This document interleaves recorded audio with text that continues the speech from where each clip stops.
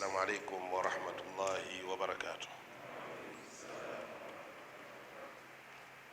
سوف تبز الله سبحانه وتعالى atuwadde omukisa guno okusinkanako mu kifo kino ekyebbeeyi mu lunaku luno olw'ebbeeyi mu ssaawa ey'ebbeeyi.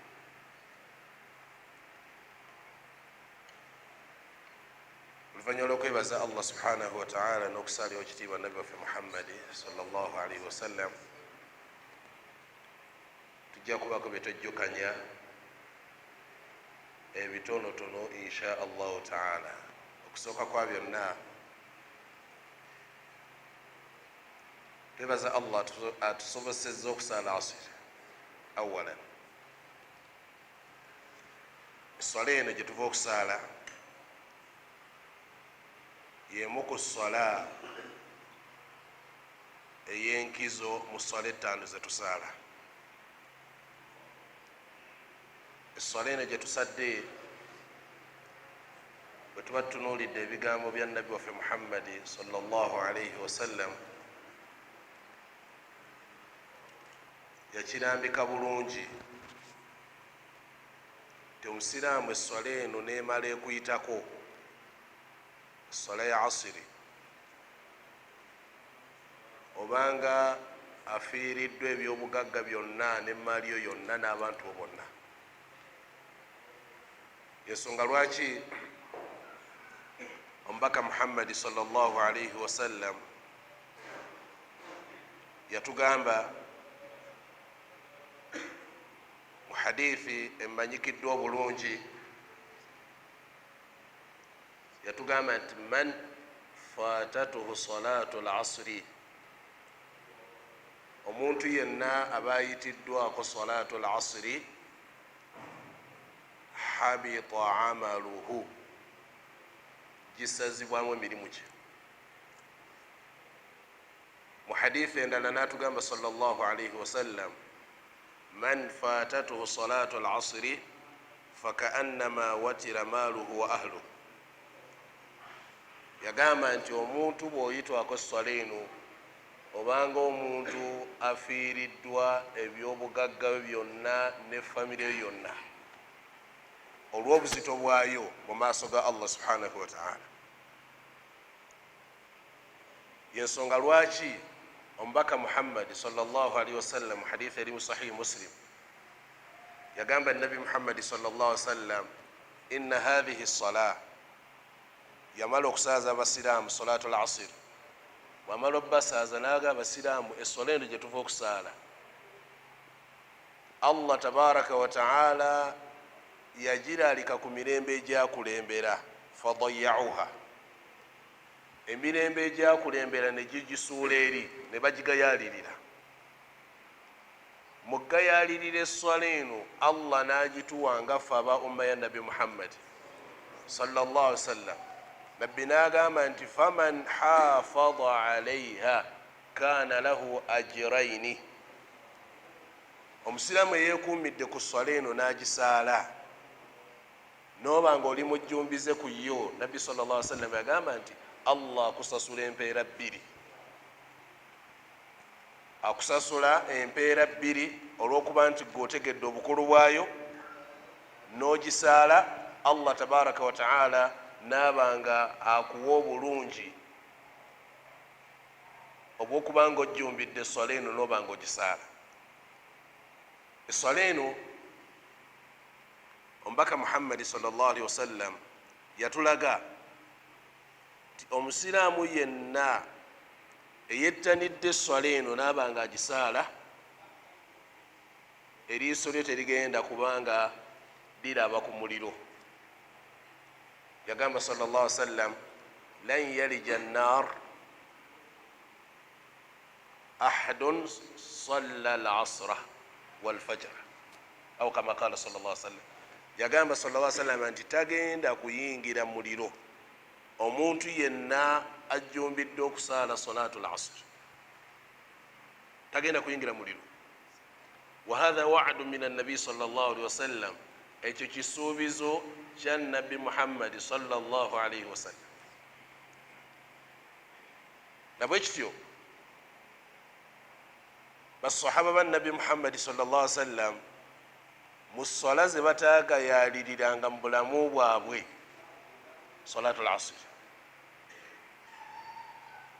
olw'ebigambo ebingi ennyo mubaka Muhammad sallallahu alaihi wasallam byeyajogerako n'ebigambo ebirungi byeyatulambikira ku swala eno singa tuba tugyekutteko. Era Allah bw'akusaasiranga n'ogisaala mu lunaku weebaze Allah,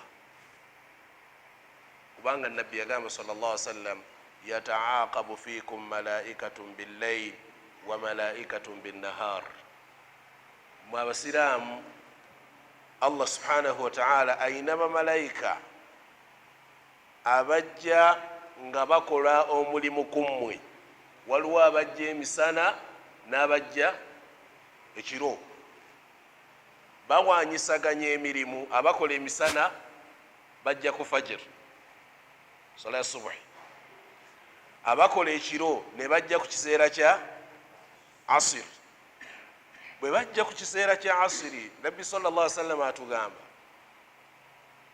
bwe baddayo eri Allah tabaraka wa ta'ala babuuza nti kaifa taraktum ibadi, abaddu bange mubalese bali batya? Abuuza yasinga okumanya babuuza, naye kino Allah tabaraka wa ta'ala akikola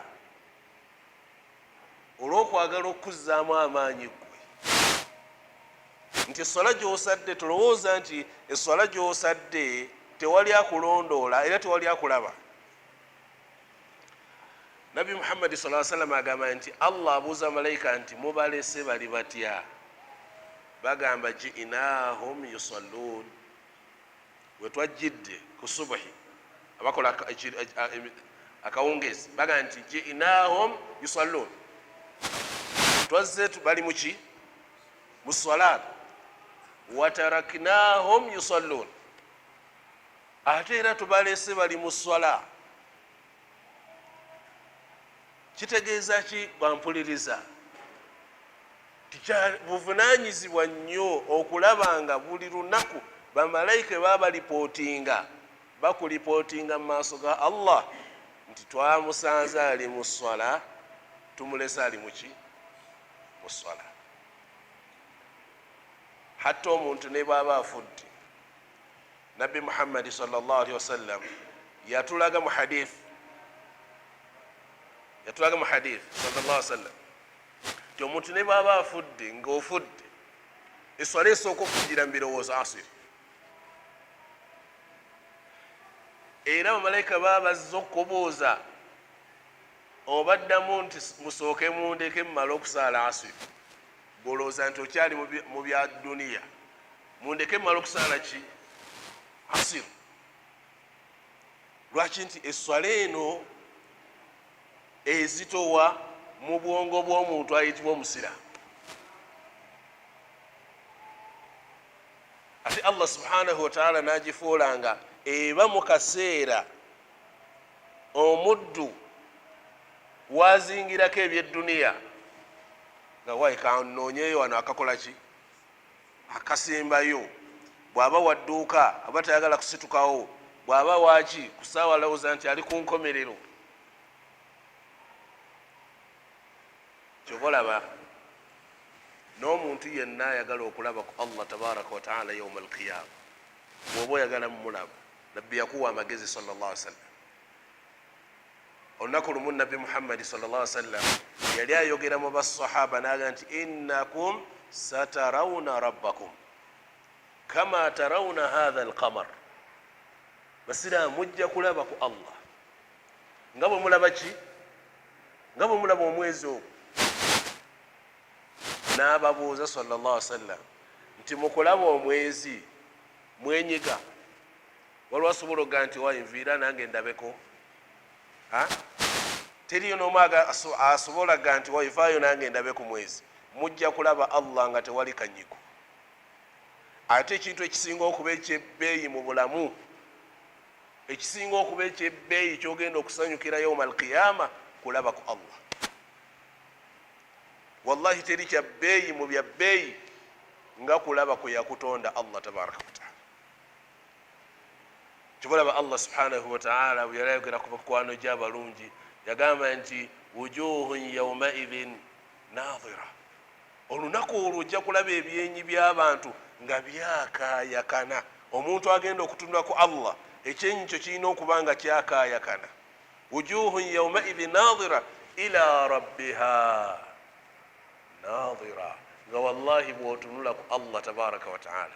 Nabbi Muhammadi sallallahu alayhi wasallam yagamba nti Allah tabaraka wataala olunaku luli olwa akhira we luba lutuuse agenda kubuuza abaddu abali babayingidde jjana, agenda babuuza hali raditum, buli omu waali musiimu, muli bamativu ejjana gye mbawadde? Bonna bajja agamba nti wama lana la naru, nga lwaki tetusiima? Byonna obitumaliddeyo Allah, byonna obituwadde. Agenda edda waliwo kyemutannaba kufuna. Fayakshifu lhijab, ajjeewo kateni Allah tabaraka wataala fenna tutunuleko Allah. Wallahi nabbi saa sallam yagamba nti teri kyengera kigenda kubanga kitusanyusa ab'omujjana nga kutunula kwani. Eyadduwa nabbi yagisabanga, mugimanyi ndowooza? Nabbi yagisabanga Allah akole ki? Amusobozesa okubanga atunula ku Allah. Wa as'aluka ladhata an-nadhari ila wajhika al-karim, nkusaba Allah ompe ku buwoomerevu obw'okutunulako. Okutunulako Allah kirimu obuwoomerevu obutagambika, kigenda kwerabiza byonna. Teri kigenda kukusanyusa nga kutunulako Allah tabaraka wataala, ngaera bwe kijja okuba nti teri kigenda kukumalako nnaku nga kuyingira ki? Wallahi bw'oliyingira ejjana ennaku yonna gye wali oyitamu, ebizibu byonna bye wali oyitamu, ojja kulaba nga wallahi tolina kizibu na kimu kye wali oyise. Yagamba Nabbi Muhammadi sallallahu alayhi wasallam, yu'ta bi an'umi ahli dunya,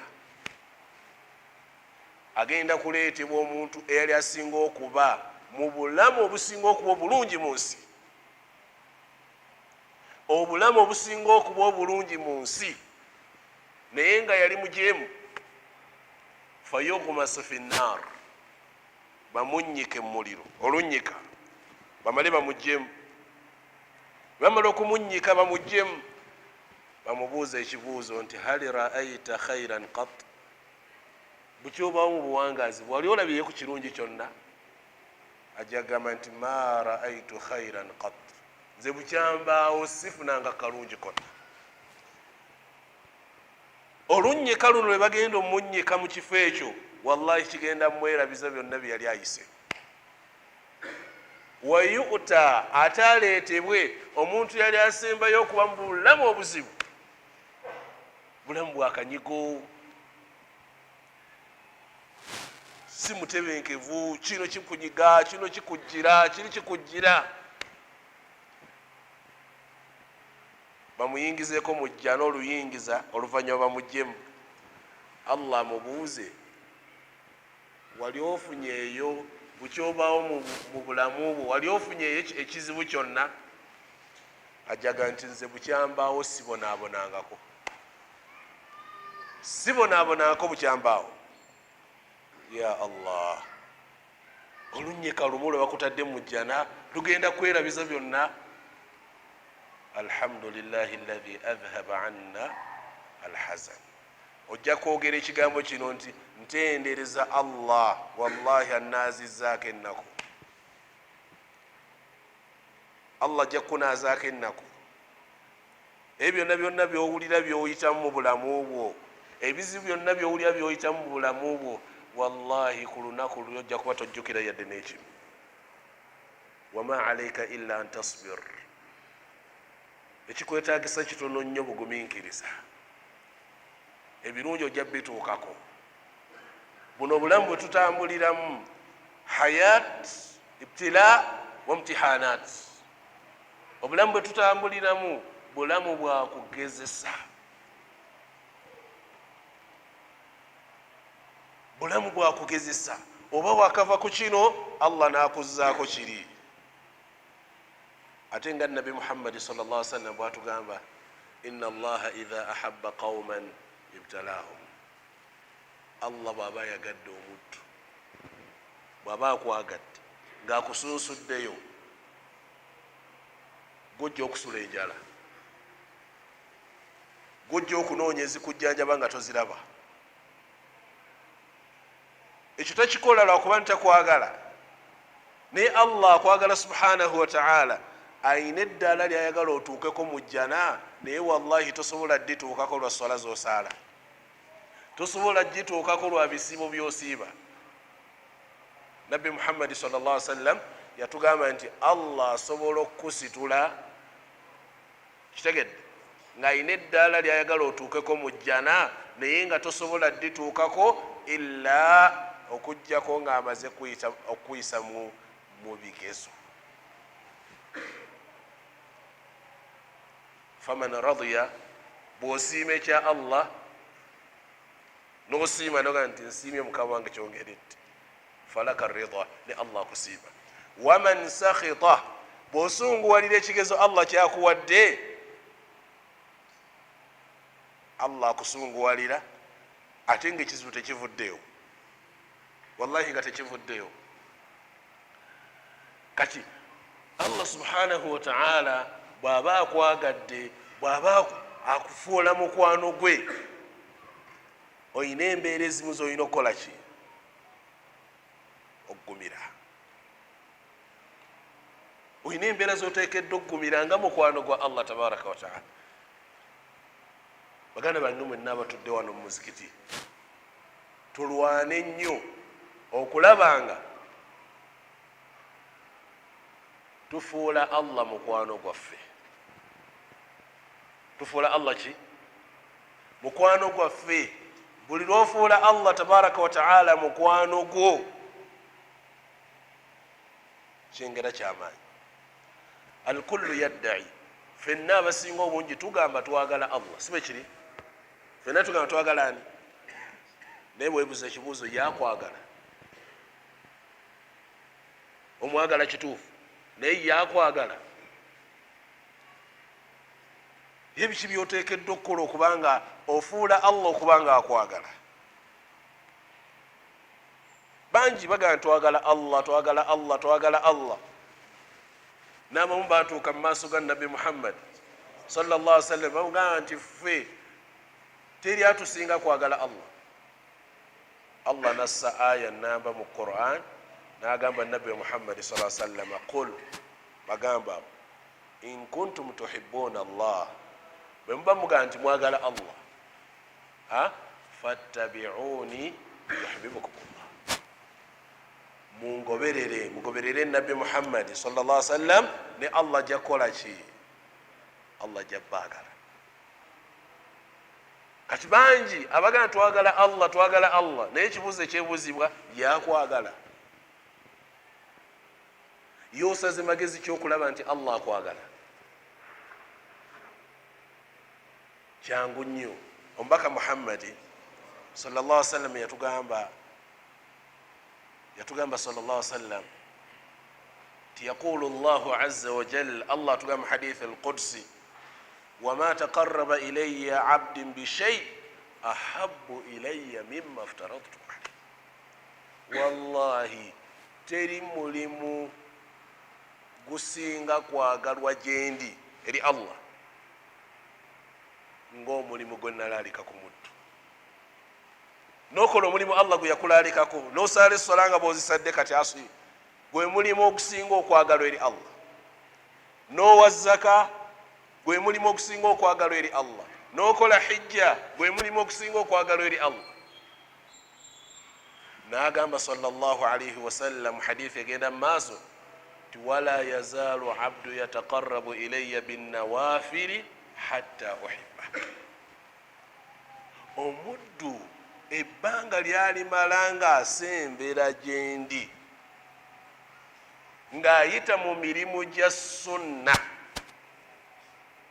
wala yazaalu abdi yataqarrabu ilaya binnawafiri hatta uhibba, okutuusa lwenkola ki? Lwenkwagala. hatta uhibba faidha ahbabtu, bwe mmala okwagala nenkufuula mukwano gwange. bino Allah byakukolera. ekisooka, kuntu sam'ahu alladhi yasma' bihi, nfuuka amatu go gowuliza, nenfuuka amaaso go golabisa, nenfuuka emikono gyo gyokwatisa, nenfuuka ebigere bye byotambuza. wala in sa'alani, wonna wonsabira la utiyanna, nkuwerawo. wala in ista'adhani, wonna wonsabira okukutaasa ekizibu kyonna la u'idhanna, wenkikutaasiza. ekibuuzo, Allah afuuka atya emikono gyo? afuuka atya amaaso go? afuuka atya ebigere byo? ddala afuuka ebiyungo byo? nedda. kyategeeza mu kyo ntuuka ekiseera netandika okukozesa ebiyungo byo, ng'omukono gwo ne bw'oyagala oti tegusobola kukwata haramu kubanga oli mukwano gwange. ebigere byo tebisobola kusituka mu kifo kutambula genda kukola haramu kubanga oli mukwano gwange. tosobola kuyisa ku lulimi lwo okugjako ekinsanyusa kubanga oli mukwano gwange. amaaso go tegasobola kutunula okugjako ku binsanyusa kubanga oli mukwano gwange. mukwano gwa Allah subhanahu wa ta'ala, Allah amuteerawo embeera ey'okubanga buli lwosembera haramu asaawo embeera. mujjukira ekyafaayo kya nabbi Yusuf alayhi salam, nabbi wa Allah gwe bayitaani? omukyala bwamala okufunza nabbi wa Allah Yusuf, nabbi wa Allah Yusuf amufunzizza, bali babiri bokka. Allah subhanahu wa ta'ala agamba nti singa teyalaba kitangaala kya Allah, walaqad hammat bihi wa hamma biha lawla an ra'a burhana rabbi. Allah saawa embeera negamba mukwano gwange takola ebyo, n'ofundikira ng'obitadde. Allah akussaamu omubuulirize, akubuulirira mu mutima gwo ekyo kyogenda okukola nedda kite. lwaki? liannaka, olw'ensonga nti oli mukwano gwa Allah tabaraka wa ta'ala. ne bw'oba ogenda kutambula butambuzi bigere byo, osooka n'ofuna akuyita, naye olagawa ogenda kukola ki? oyo omubuulirizi oyo Allah gwakussa mu daa'i, omukowooze akukowoola akugamba nti tokola kino, tokikola. kibolaba Allah tabaraka wa ta'ala yalayira ku oyo omukowooze akugamba nti naye kyokoze kifu, kola tawuba mangu. la uqsimu wala uqsim bin nafsi lawama, nafsi lawama, omwoyo gukubuulirira ogenda okukola ensobi nga gwagambye dda tokikola, era olumala okukikola bwoti vuga okoze kyaki, okoze kyaki. yoyo omuntu gojja okusanga nga oluvannyuma lw'ezzambi wallahi alinga so omuntu amaziga gamuyitamu, awulira nga alina ekintu ekimutudde mu kifuba kye, obulamu bumukaluubirira. ne bw'aba atambula butambuzi ajjukira ku ekyo kyokka. oyo mukwano gwa Allah subhanahu wa ta'ala. ne bw'aba agudde mu nsobi asigala mweraliikirivu, asigala emirembe gimuweddeko. atali mukwano gwa Allah bw'akola ezzambi yeekubira ekifaananyi ku balala, akati nze ako kenkoze kakati ate eri fulaani ye ng'akola gali aganene. oyo Allah ali mukola kyolowooza? yogojja okugamba nti fulaani janguuko mu muzikiti, nagati nonno nze nsaalira waka, kati ate gundi atasaalira ddala. ye ebifaananyi bye yeegereza kuba ki? ku bantu boononefu, ku bantu bakyamu. Tugamba bwe tuba twagala okuba mikwano gya Allah subhanahu wa ta'ala, nabbi sallallahu alaihi wasallam nga tudda ku hadithi ya nabbi sallallahu alaihi wasallam, nabbi atugambye alayhi salatu wassalam, innakum satarawna rabbakum, basiraamu mujja kulaba Allah, kama tarawna hadha alqamar, nga bwe mulaba ki, la tudammuna, nga tewali kanyigo konna, tewali ki. Bwe mumala okuba nti mugenda okulaba Allah subhanahu wa ta'ala, nabbi n'atugamba nti fa in istata'tum alla tughlabu, mulwane nnyo nga bwe kisoboka eswala zino ebbiri zireme bayitangako. Salatun qabla tulu'i shams wa salatun qabla ghurubi shams. Bwemba mwagala okulaba Allah, mulwane nnyo eswala zino zireme nga bayitako. Swala kinaki? Swala kyesaalibwa nga enjuba tennavaayo. Naam, salatu subuhi.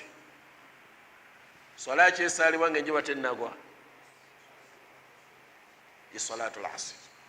Nabbi yagamba nti mulwane nnyo eswala ezireme bayitangako bemba mwagala okulaba ku Allah tabaraka wa ta'ala. Eyo eswala byerimu ku bisaanyizo ebigenda okukusobozesa okubanga otunula ku Allah tabaraka wa ta'ala. Eswala eno erina ekizibu. Omubaka Muhammadi sallallahu alaihi wasallam olunaku lumu yagamba nti tilka salatu lmunafiq, tilka salatu lmunafiq, tilka salatu lmunafiq. Eyo eswala y'omunanfuusi, eyo eswala y'omunanfuusi, eyo eswala y'omunanfuusi. Yeriwo eyo.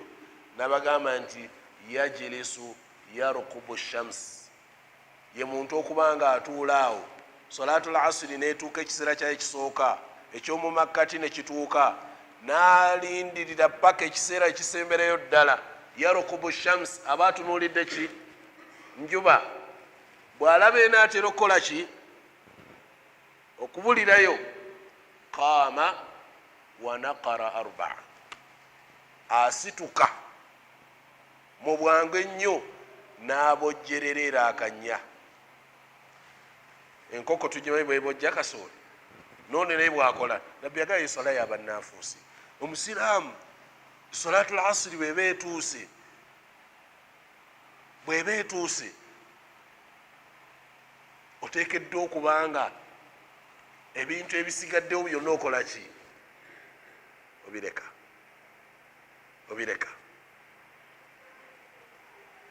Wakhiran, betuba twagala Allah subhanahu wa ta'ala okumulaga nti ddala tumuwa ekitiibwa, tumugulumiza Allah tabaraka wa ta'ala, kakasa nti omusiraamu yenna bwe yandibadde awulira ekigambo ekigamba nti Allahu akbar, Allahu akbar, kitegeeza ki basiraamu? Assalamu alaikum. Kitegeeza ki? Wangi Allah munene, siwe kiri? Nedda. Ebinene bingi, eno masjidi nnene, ne Bugembe munene, ne Uganda nnene, naye Allahu akbar kitegeeza Allah munene yasinga. Yasinga ki? Akbar kitegeeza akbar ay yasinga obuki? Obunene. Mumanyi Nabbi Muhammad sallallahu alaihi wasallam bwe yakugamba bw'owuliranga omwazinyi kola ki? Okola ki musiraamu? Naam? Omanyi lwaki yagamba oddemu? Omanyi lwaki yakugamba bw'owuliranga omwazinyi nga nti Allahu akbar, Allahu akbar, naawe ddamu? Ekigambo ekyo kyoyogera ng'otudde ku mulimu gwo, naawe n'owulya omwazinyi ng'akyogedde, naawe mu magezi go n'okiddamu nti Allahu akbar, Allahu akbar.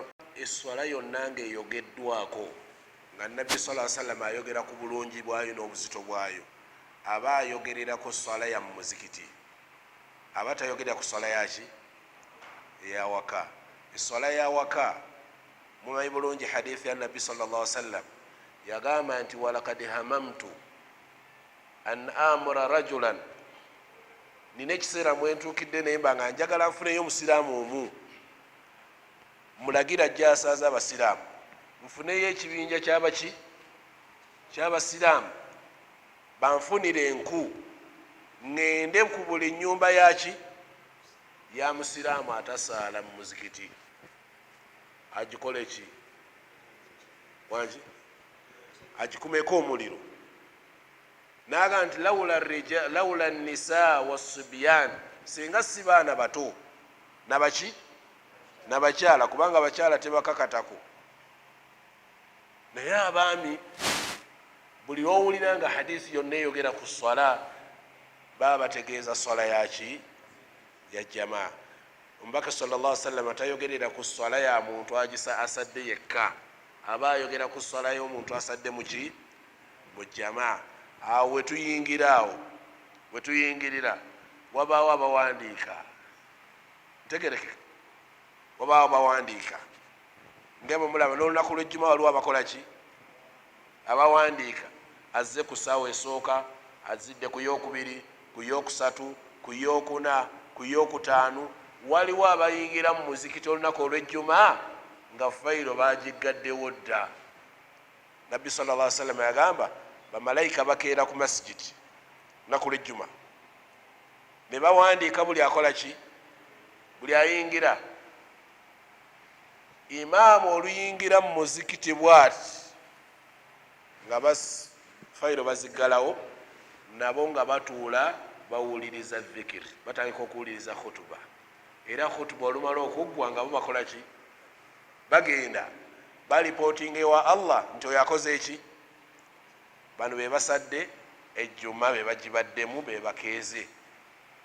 Kati oyinza okumalako omwezi mulamba nga tebakuwandikangako mu bitabo byabwe bamalayika abo, si mwezi gumu, bayinza n'okumala emyezi 3 nga tebakuwandikangamo.